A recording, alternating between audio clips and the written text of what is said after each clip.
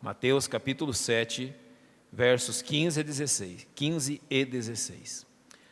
Acautelai-vos, porém, dos falsos profetas, que vêm até vós vestidos como ovelhas, mas interiormente são lobos devoradores. Por seus frutos os conhecereis. Porventura colhem-se uvas dos espinheiros ou figos dos abrolhos?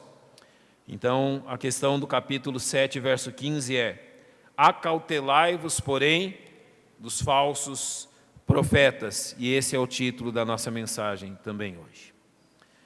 Nosso Deus e nosso Pai, que privilégio é ter a Tua palavra aberta diante de nós, com registro desta exortação do Senhor Jesus Cristo para nós, os seus discípulos. Rogamos que o Teu Espírito Santo nos ajude, Pai, e nos oriente, enquanto passamos pela Tua palavra a respeito deste assunto. É o que nós rogamos, em nome de Cristo, nosso Salvador. Amém.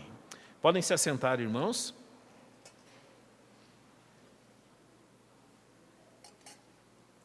Se você ler as instruções anteriores que o Senhor Jesus traz e questões que Ele nos diz, antes de falar desse versículo, Jesus citou a questão da porta estreita e do caminho apertado.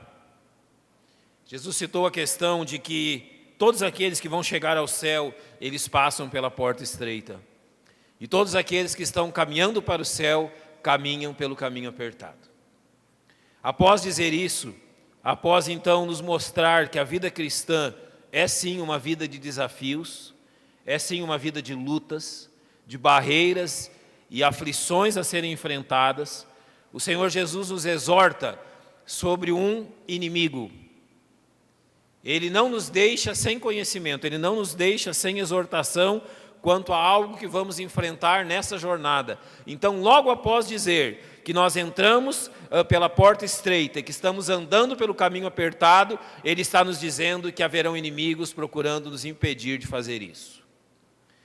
A partir do momento em que Satanás não pôde impedir-te de entrar pela porta estreita, ou seja, de receber a Cristo como seu único e suficiente Salvador, Satanás fará o possível para que você então não ande pelo caminho apertado, para que você se desvie do caminho apertado.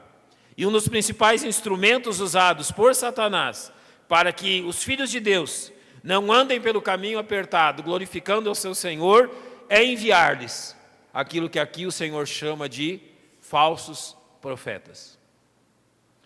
Nem todo aquele que fala em nome de Deus vem do Senhor.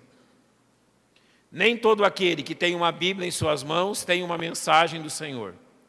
E nem todo aquele que se parece com o mensageiro do Senhor o é. E aqui o Senhor está nos chamando a atenção disso. Se nos séculos passados isso foi algo extremamente importante para a igreja prestar atenção, agora que nós estamos chegando ao final dos séculos, ou seja, o arrebatamento da igreja está às portas, e brevemente Satanás terá permissão para instaurar o seu reino neste mundo durante o tempo da grande tribulação, através do anticristo e de todos os instrumentos que ele usará. Se na antiguidade isso foi realidade, muito mais é nos nossos dias. E os falsos profetas não estão, irmãos, apenas nas esquinas ou nas igrejas, ou pregando de casa em casa. Você tem acesso a eles também pela televisão, pela internet, pelo rádio e por todas as mídias que servem sim para a nossa benção, mas também são instrumentos do inimigo para poder nos amarrar e nos destruir. Então os crentes, eles precisam ter atenção quanto a isso. Esta exortação do Senhor, acautelai-vos dos falsos profetas, é algo que deve estar muito claro em nossa mente. Abra sua Bíblia comigo para o texto principal do Novo Testamento a respeito disso, que é 2 Pedro capítulo 2. Aqui em 2 Pedro, Pedro vai tratar dessa questão de forma específica. 2 Pedro capítulo 2. E Pedro, então, que ouviu essa exortação do Senhor Jesus, ele vai nos trazer pormenores dessa exortação para que sejamos atentos a esta questão. 2 Pedro 2,1 diz que também houve entre o povo falsos profetas, como entre vós haverá também falsos doutores. Então Pedro começa nos dizendo que sempre onde houve o povo de Deus, ali presente também houveram falsos profetas. Aonde o povo de Deus se estabeleceu, aonde o povo de Deus se locomoveu, aonde o evangelho chegou, chegaram também os falsos profetas. E quando Pedro diz que houve também entre o povo falsos profetas, ele está dizendo do povo dele, Israel. Acompanhe a história de Israel no Velho Testamento e você verá que onde o povo de Israel andava, atrás deles vinham os falsos profetas. Moisés advertiu isso, por exemplo, em Deuteronômio 13, quando ele diz: quando o profeta ou sonhador de sonhos se levantar no meio de ti e te der um sinal ou prodígio, e suceder o tal sinal ou prodígio de que houver falado, dizendo: vamos após outros deuses que não conheceste e sirvamo-los, não ouvirás as palavras daquele profeta ou sonhador de sonhos, porquanto o Senhor vosso Deus os prova, para saber se amais o Senhor vosso Deus com todo o vosso coração. Então o povo de Israel enfrentou isso. E claramente Moisés está dizendo que o povo era provado por Deus nessa questão, provado em seu coração, em sua fé, nos seus propósitos. Em Mateus capítulo 24, no verso 24, pela segunda vez Jesus nos adverte pela mesma questão quando diz: porque surgirão falsos cristos e falsos profetas, e farão tão grandes sinais e prodígios que, se fosse possível, enganariam até os escolhidos. Novamente aqui Jesus, já no seu sermão profético, adverte que quando Satanás ocupar então o reino deste mundo através do anticristo, surgirão falsos cristos e falsos profetas. Notem que quando Paulo estabeleceu a igreja na Ásia Menor, em Atos 20, ao falar com aqueles irmãos, ele diz assim: porque eu sei isto, que depois da minha partida entrarão no meio de vós lobos cruéis que não pouparão ao rebanho, e que dentre vós mesmos se levantarão homens que falarão coisas perversas para atraírem os discípulos após si. E Pedro completa: haverá também entre vós falsos doutores, ou seja, os falsos profetas são uma realidade em nosso meio. Eles são uma realidade que nós não podemos negar e uma realidade para a qual nós temos que estar preparados.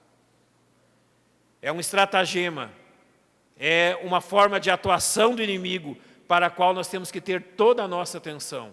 Nem eu, nem você estamos livres de serem vítimas de tais falsos profetas.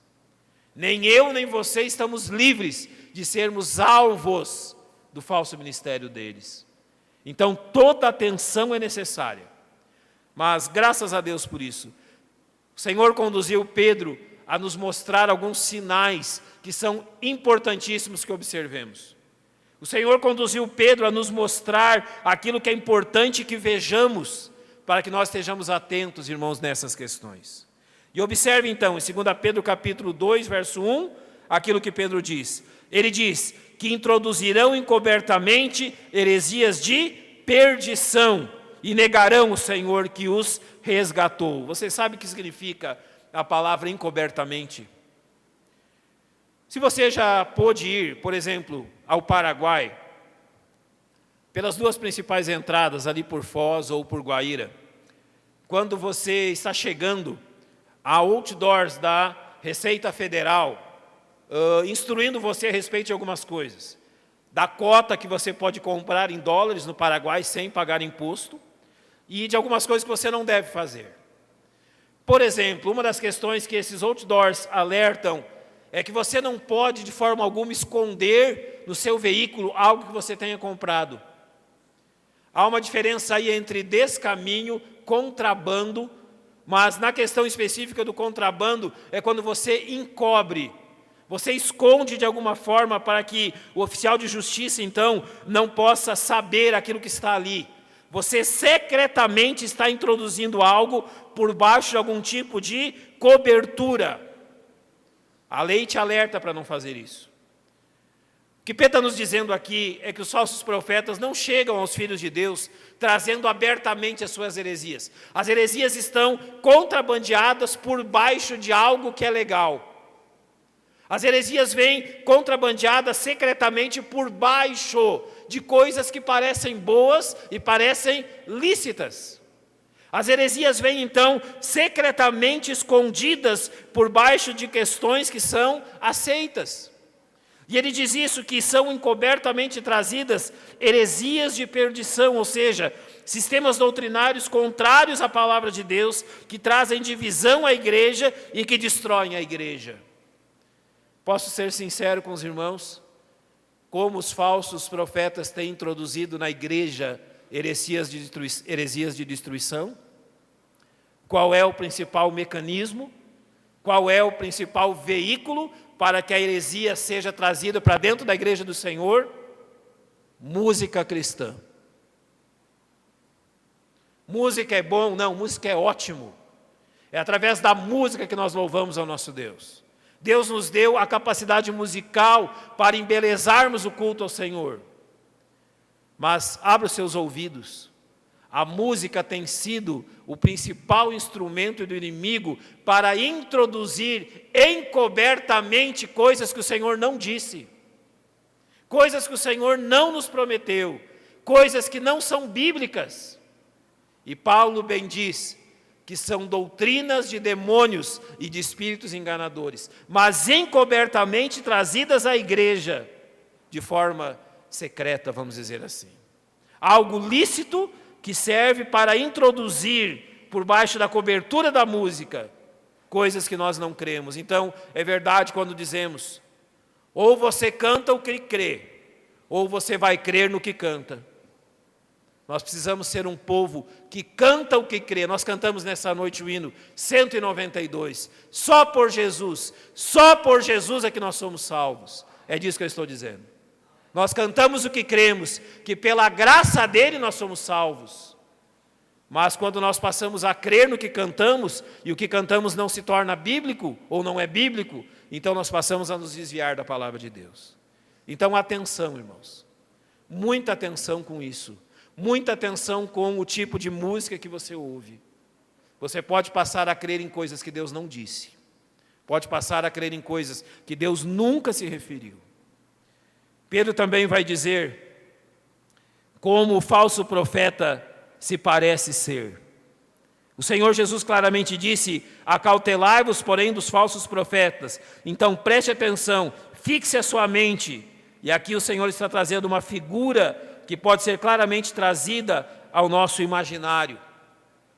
Eu não sei quantos de vocês já viram essa figura na televisão, mas eu morei 11 anos no Paraná, muitas vezes eu tomava conhecimento pelos jornais, pelos noticiários de lá. Um homem que morava até onde eu sei, no bairro do Boqueirão, em Curitiba, e ele se auto-intitulava Henri Cristo. Creio que vocês já viram na televisão alguma reportagem, não é? Ele é acompanhado de um séquito de seguidores, vestidos de branco e azul, e lá nesse lugar, se ele permanece no mesmo lugar, há um trono, aonde ele se assenta, e as pessoas vão até lá prestar culto a ele. Quando eu falo de falsos profetas, não estou falando dessas figuras. Os irmãos não são tão inocentes, ao ponto de enxergar numa figura dessas, um falso profeta ou alguém digno de vocês crerem nele. Os irmãos não são tão inocentes, nem tão com falta de instrução, para acreditar em tal questão. Então não é esse tipo de figura que nós falamos quando estamos falando de falsos profetas, mas bem daquela que Jesus disse, que vem até vós vestidos como ovelhas. Então atente-se à figura do falso profeta, atente-se àquilo que ele se parece exteriormente. Uma roupagem exterior é vestidos de ovelhas, mas internamente, Jesus diz, são lobos devoradores. Então, nós temos que dizer isso. Com que se parece um falso profeta? Qual é a figura que exteriormente você vê de um falso profeta? Quando você olha para o falso profeta, e preste atenção nisso, ele parece exteriormente tudo aquilo que você sempre quis ser como crente. Exatamente. Ele ora de uma forma que você diz, eu gostaria de orar como esse homem. Ele se porta exteriormente de tal forma que você diz, eu queria se comportar como esse homem. Ele se veste de tal forma, homens e mulheres, tanto faz. Aqui não há distinção de gênero quanto a falsos profetas, podem ser homens ou mulheres. Eles se comportam e eles se vestem como crentes perfeitos. Exteriormente, eles são o tipo de crente que nós desejávamos também ser. Esta é a visão externa. Uma visão externa que passa credibilidade. Mas quando o Senhor Jesus nos chama a atenção sobre os falsos profetas, Ele está chamando a atenção muito além da figura externa. Ele pede que nós olhemos para algumas questões. Então nós, novamente, 2 Pedro capítulo 2, verso 2, nós descobrimos algumas questões as quais nós precisamos observar. Pedro diz assim, e muitos seguirão as suas dissoluções, pelos quais será blasfemado o caminho da verdade. Irmãos, assim como nós caminhamos sobre duas pernas, o falso profeta também caminha sobre duas pernas. Ele tem duas marcas que o conduzem, ele tem duas marcas que realmente são indeléveis a ele. Não há como apagar essas marcas. Primeira delas, dissolução. E a palavra dissolução aqui é imoralidade, ou seja, repetidos atos imorais. Um falso profeta, em algum momento, ele vai demonstrar isso. Interiormente, é alguém imoral. Toda aquela capa de santidade, toda aquela capa de cristianismo, toda aquela capa de um homem ou mulher de Deus, um dia vai cair e vai mostrar-se o que há no coração. E no verso 3, essa segunda perna é descrita da seguinte forma, e por avareza farão de vós negócios com palavras fingidas. Avareza, negócio quer dizer comerciar, explorar, lucrar. A avareza, um apetite insaciável por dinheiro, uma ganância por riquezas materiais, é a segunda perna do falso profeta. Em algum momento, aquele que nós olhamos externamente e dissemos, esse é um homem de Deus, não o sendo, vai demonstrar essas duas questões, imoralidade e avareza. Deixa eu lhes contar algo. Em 1992, quando houve a Olimpíada em Barcelona, um homem foi preso, lá na Espanha. Ele estava levando drogas num desses barcos que competem nas Olimpíadas. Foi extraditado, cumpriu um determinado tempo de pena aqui. Ao mesmo tempo, uma mulher, ela passou a aparecer nos noticiários, em revistas, se tornou uma modelo conhecida, mas de propagação imoral, não é? Questões imorais. Passou-se algum tempo, eu não sei como, se conheceram, e aparentemente, na prisão, aquele homem conheceu Cristo, e em meio à sua vida de devassidão, aquela mulher também conheceu o Evangelho. Então agora, eram salvos, filhos de Deus. Não demorou muito tempo, as igrejas, naquela década de 90, começaram a chamar então esse casal para dar o seu testemunho no púlpito das igrejas. E eles começaram a ir. E conforme, vamos dizer, o Ibope foi crescendo, a fama deles foi crescendo, tal testemunho começou a se tornar um pouco mais caro. Então, conforme haviam pedidos para que eles fossem às igrejas, o preço da pregação do dito evangelho se tornava mais caro. Centenas e centenas de igrejas deram ofertas vultuosas para que aqueles dois dessem o seu testemunho de transformação no púlpito dessas igrejas. Passou algum tempo, aquele homem deu uma entrevista num canal de TV, quando a mídia já começou a notar todo aquele bafafá em torno deles. E eu lembro que a repórter perguntou assim para ele, você mora em qual casa? Ele diz, olha, eu moro naquela mansão em tal bairro da cidade. E a repórter perguntou assim, mas aquela mansão não foi comprada com dinheiro do tráfico? E ele disse, sim, eu adquiri aquela mansão enquanto era um traficante de drogas. Olha, reconhecendo isso publicamente. Mas hoje o senhor não é um pregador? E ele falou assim, não misture as coisas. Não misture as coisas. Nada tem a ver o que eu prego no púlpito com aquilo que é a minha vida fora daqui. E as igrejas continuaram pagando fortunas para esse casal. Passou um tempo, adivinha o que aconteceu? Aquele cidadão voltou a ser um traficante e aquela mulher voltou para as revistas imorais. Avareza e imoralidade são as marcas indeléveis dos falsos profetas. Eles não conseguem escapar disso. Todo falso profeta é alguém imoral, mesmo que nós não possamos perceber. Todo falso profeta é um avarento. Deixa eu lhe contar uma coisa. Eu não sei quantos de vocês acompanharam isso. Quando eu era criança,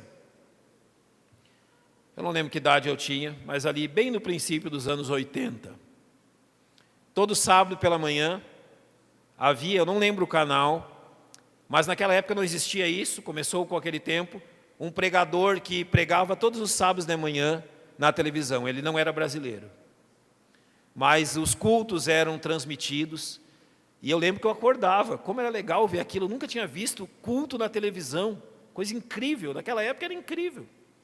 Mas tinha uma marca daquele homem. Todo final do culto, e todo final do culto era daquele jeito, ele terminava o culto em lágrimas, mas chorava muito, pedindo que as pessoas dessem ofertas para o seu ministério. E em lágrimas ele pedia que as pessoas ofertassem, e as pessoas ofertavam. E não era pouco dinheiro, pelo que se via. Passou-se algum tempo, aquele pregador do Evangelho, famoso em seu país, que quando veio ao Brasil, e ele veio mais de uma vez, o estádio do Maracanã lotou para ouvi-lo. Lotou. Então ele foi pego em um motel com 3 prostitutas, com o dinheiro que aquelas pessoas davam após os cultos. Todo falso profeta é imoral e avarento. Nunca tire isso da sua mente. É isso que Pedro está dizendo. Marque bem isso na sua mente. O falso profeta tem 2 pernas, e ele não consegue andar sem essas pernas. Imoralidade e avareza. Você está vendo avareza, você está vendo ganância por parte de um pregador? Abra os seus olhos. Desconfie. Desconfie disso. Porque a imoralidade logo vai aparecer. E isso fica bem marcado naquilo que são esses homens. Então agora nós temos que ver o mal que os falsos profetas fazem ao rebanho do Senhor. Observe que em 2 Pedro 2, Pedro vai dizer assim a respeito deles: eles são fontes sem água. Aqui Pedro, ao falar do mal que esses homens fazem para o verdadeiro rebanho do Senhor, ele usa uma metáfora de um viajante caminhando num deserto na Palestina. Eu nunca caminhei no deserto, mas se você já fez isso, o deserto é um lugar escaldante, há necessidade tremenda de água. Então imagine um viajante no deserto, ele está morrendo de sede, ele precisa de água e ele sabe que em determinado local há uma fonte. Ele começa a caminhar para aquela fonte, para aquele manancial. Ele confia que naquele manancial haverá água. E depois de atravessar o deserto, ele chega até o manancial e o manancial está seco. Sabe por que Pedro está usando essa metáfora? Quantas e quantas pessoas chegam à igreja famintos e sedentos pela verdade de Deus? Estão necessitados da verdade de Deus, estão necessitados das questões e da comunhão com Deus. E o falso profeta está prometendo isso a eles: venham, venham, eu vou lhes dar o que vocês querem, eu vou lhes dar o que vocês necessitam. E essas pessoas caminham pelo deserto e quando chegam à igreja, a fonte não tem água. Eles são fontes sem água. Não há como eles cumprirem o que estão prometendo. Pedro ainda diz que eles são nuvens levadas pela força do vento. Aqui a metáfora mostra um dia de intenso calor, precisando de algo refrescante, de uma chuva que refresca, e de repente você vê no horizonte as nuvens, o vento trazendo as nuvens, e você vai dizer, olha, o tempo refrescante está logo adiante, as nuvens estão vindo, mas quando as nuvens passam por você, levadas pela força do vento, não tem chuva. Pedro está dizendo sobre eles, eles são instáveis, eles não trazem aquilo que prometem, eles apenas atrapalham a visão, apenas atrapalham as pessoas de obterem realmente aquilo que necessitam. E Pedro diz o seguinte, porque falando coisas muito arrogantes de vaidades, engodam com as concupiscências da carne e com dissoluções, aqueles que estavam se afastando dos que andam no erro. Aqui ele diz, coisas arrogantes de vaidades, ou seja, um palavreado grande, eloquente, mas sem valor. Eles engodam, eles iludem através dos desejos da carne as pessoas que estão precisando de Deus. Eu sei, eu tenho observado todo tipo de questão esdrúxula, desculpe a palavra, que tais pregadores têm usado para atrair o povo. Pouco tempo atrás eu acompanhei no noticiário um pregador que adentrou a igreja com um carro importado que valia centenas e centenas de milhares de reais. Ele adentrou com seu carro para que as pessoas tocassem no seu carro, fossem abençoadas e também recebessem essa bênção de Deus. As pessoas lá chorando, tocando naqueles bens materiais, pensando que Deus está ali, pensando que Deus vai abençoá-las através daquelas coisas. Nuvens levadas pela força do vento, sem água, que arrogantemente enganam aqueles que estavam se afastando do erro, aqueles que estavam se achegando à verdade. Para completar, nós temos que observar aquilo que Pedro também diz a respeito de que tipo de pessoa é o falso profeta.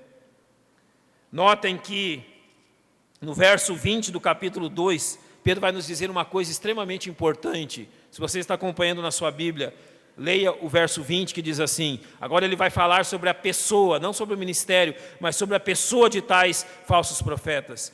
Porquanto, se depois de terem escapado das corrupções do mundo pelo conhecimento do Senhor e Salvador Jesus Cristo, forem outra vez envolvidos nelas e vencidos, tornou-se-lhes o último estado pior do que o primeiro. Então, a primeira questão que ele está dizendo aqui é que tais pessoas, falsos profetas, simplesmente lavaram sua imundícia exterior, mas nunca lavaram o pecado do seu coração.